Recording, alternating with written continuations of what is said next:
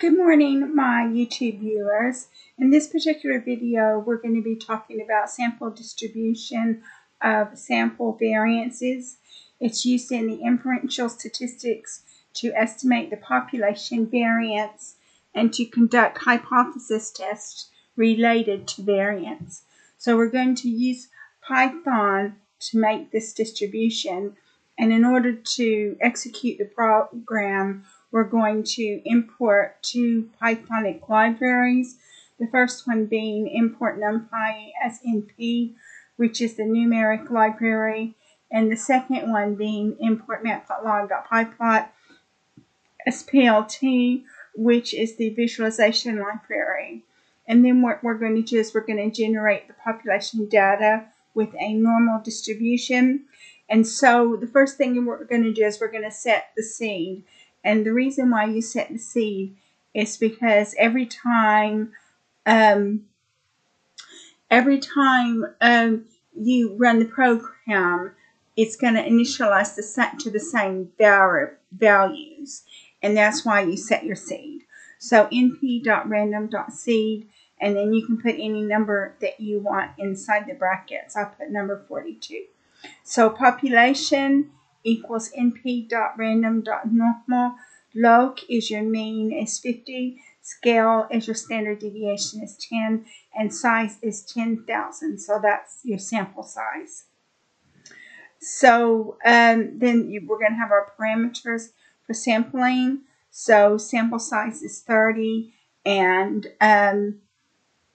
number of samples is 1,000. So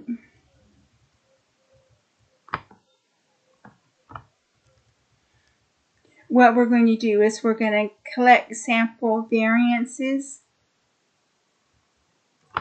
And then, so sample variances is a blank list. And we're going to create a for loop for underscore and range num samples. And you've got 1,000 samples. So that means the for loop is going to iterate 1,000 times. Sample equals np.random.choice. Brackets population, comma, sample size, comma, replace equals false. So that means it's going to give 30 samples, and it's not going to replace those samples. And sample variance equals np.var, sample, comma, DDOF equals 1, and your DDOF is your degree of freedom. And so sample variance is .append sample variance. So basically what you do is for all of the 1,000 iterations, you're going to append the sample variance to the sample variances list. So at the end of the for loop, you're going to have 1,000 sample variances in the sample variance list. So now we're going to plot the sampling distribution of the sample variances, and we're going to do that with a histogram. So plt.hist brackets sample variances, comma, bins equals 30, comma, color equals light green, comma, edge color equals black, comma, alpha equals 0.7.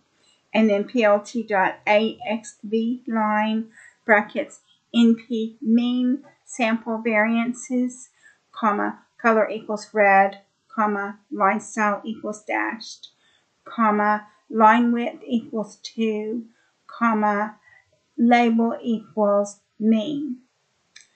And then we do plt.axv line brackets np.median of the sample variances, comma, color equals blue, comma, line style equals dashed, comma, line width equals 2, comma, label equals median.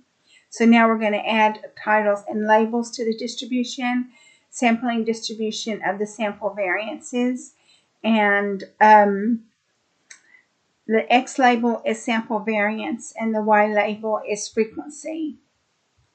And then we're going to show our plot.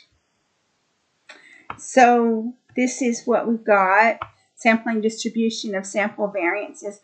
So basically what they do is they your mean of the sample variances is 101.82, and your median of the sample variances is 98.83, because the mean is just the average, whereas the median is the center of the data set.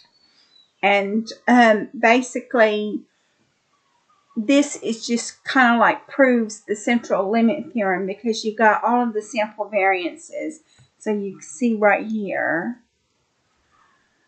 we've got all of the sample variances, but then we plot them, and they form a normal distribution, which is what I've said, or we've said in previous videos. And then we plot the mean of the distribution and the median of the distribution, and that's what you come up with. So that just proves your central limit theorem.